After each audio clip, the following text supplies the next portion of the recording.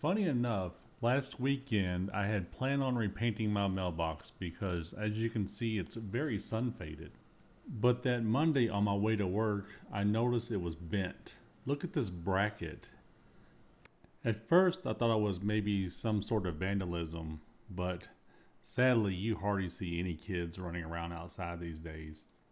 I'm not blaming them, but at the same time, my only theory is maybe it was the mail person. Maybe they accidentally, pushed it over when they were leaving. Because there's no point of impact, there's no ding, there's no damage. Other than it's like somebody just took it and pushed it really hard. Well, I have to look at the good side. At least it happened before I painted it.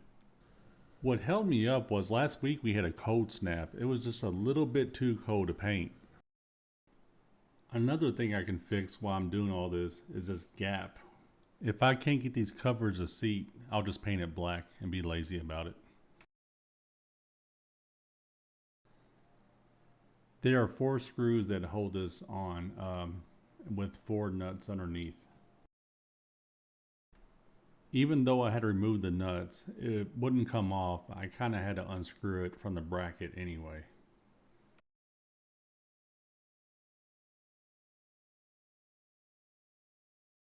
With the front 2 screws removed, it lifts just right off.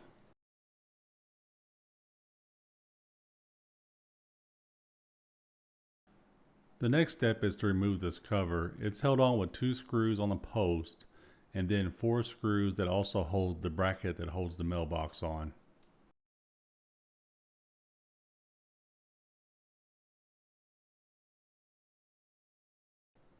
With the cover off, we can get to the 3 screws that hold this gusset on. Or should I say just 2 screws, because as you can see, the top screw head is missing. The broken screw is still kind of keeping the cover on a little bit. And here I'm checking the bottom cover to see if it'll lift into place. And here I'm just trying to pop the screw out of the cover so I can get the cover off.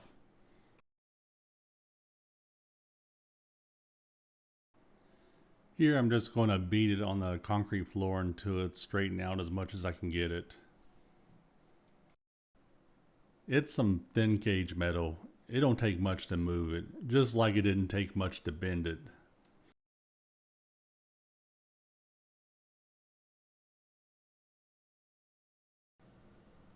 Now I'm just going to take a pair of vice grips and just remove that screw that's where the head snapped off and just get it out of there. After I get the screw out, I'm going to do a test fit with the top cover to see how far it will go down. Oh wow, it actually goes all the way down. So they actually did this on purpose. I wonder if the mailbox was originally hung too low and they had to raise it up for code. So I'm bringing the bottom cover up instead. You won't notice it not touching the ground because we plan on planting things around there anyway. Back to the mailbox, I'm removing the sticker with some heat and a little bit of elbow grease. If there's any glue that's left, I'll hit it with some Goo Gone or sand it off. Next, it's time to remove the flag. It'll be easier to paint separately.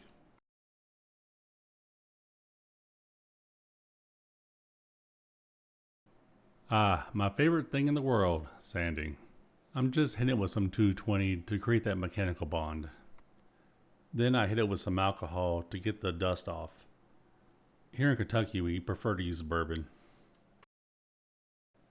I bought this spray paint 7 years ago and I use it to actually paint this very same flag, and I'm surprised it still works.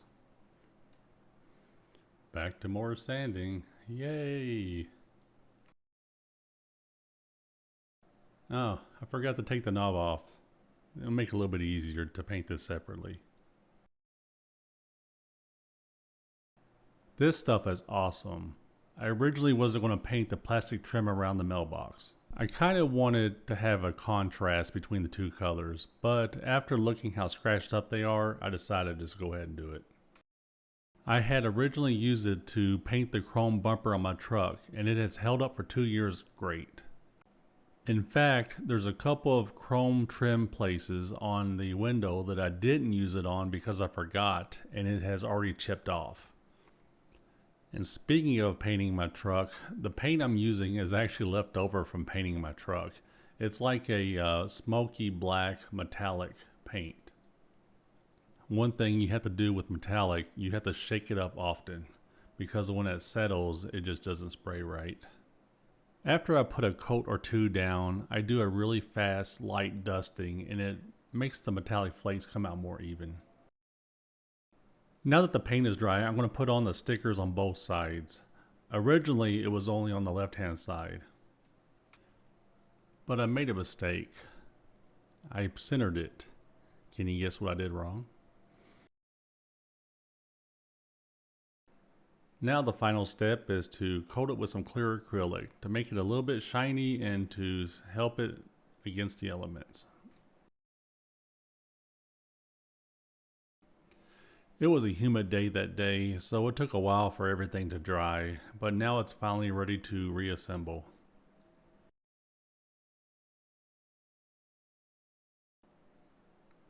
First the flag and now the knob.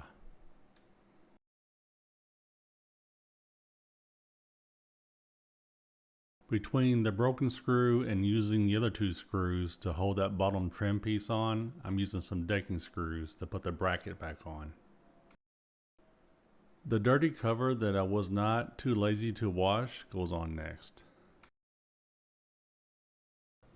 Now it's just a matter of putting the two screws in and the 4 screws that holds the bracket on that holds the mailbox.